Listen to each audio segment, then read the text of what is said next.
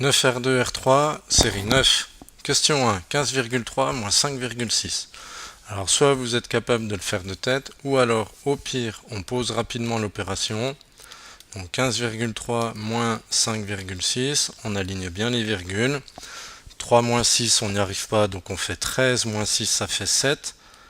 On rajoute la retenue, on place la virgule dans l'alignement, et ensuite 15 moins 6, puisqu'il y avait la retenue, ça nous donne 9. Donc la réponse, 9,7. 84,4 divisé par 4. Alors ici, tous les chiffres de 84,4 sont des multiples de 4. Donc finalement, la division, elle se fait chiffre par chiffre. Et on peut éventuellement, pour se rassurer, faire la multiplication de 21,1 par 4. Et là encore, chiffre par chiffre.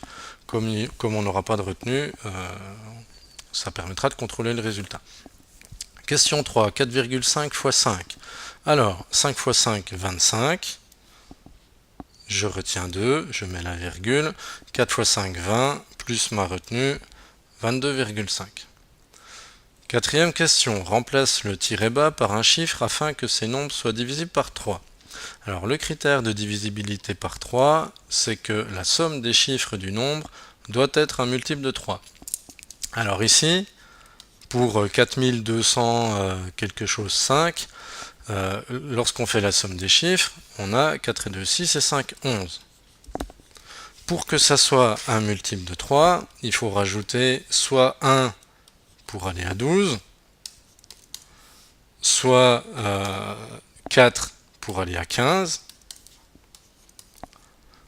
soit 7 pour aller à 18. Donc on voit que c'est plus 3 à chaque fois, puisque justement on doit passer d'un multiple de 3 au suivant. Et on s'arrête à 7, puisque plus 3 ça ferait 10, et donc là c'est plus un seul chiffre.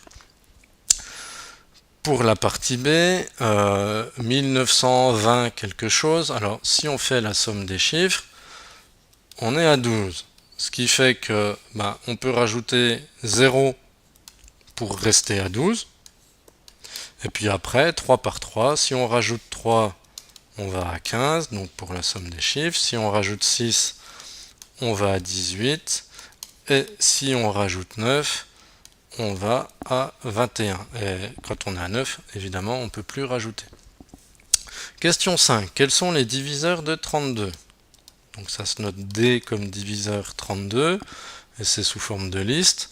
On a 1 fois 32, qui font 32. On a 2 fois 16. Et on a 4 fois 8, qui font 32. Pas d'autres diviseurs.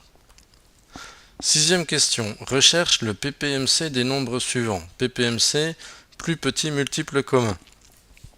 Alors, qu'est-ce que le plus petit multiple commun? Ça va être le plus petit nombre qui va être à la fois, alors dans le cas de la question A, qui va être à la fois dans le livret de multiplication du 4, du 6 et du 8. Là, en tâtonnant un peu, en fait, il suffit de passer en revue le livret du 8, par exemple. On prend le plus grand, comme ça limite les choix. Alors, 8 est un multiple de 4, mais pas de 6. Le suivant, 16, est un multiple de 4, mais pas de 6. Par contre, 24, 3 fois 8, 4 fois 6, et puis du coup, 4 fois 6 aussi, donc ça marche pour 6 et 4. Pour la question B, même chose, quel est le plus petit multiple commun entre 6, 9 et 12? On va donc chercher le plus petit nombre qui sera à la fois dans le livret du 6, du 9 et du 12.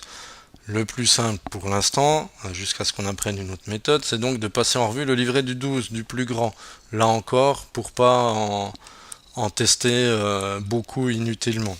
Alors 12 lui-même n'est pas un multiple de 9, donc éliminé. 24 n'est pas un multiple de 9 non plus. Par contre, 36, c'est 3 fois 12, c'est 4 fois 9, et c'est 6 fois 6. Donc 36 convient.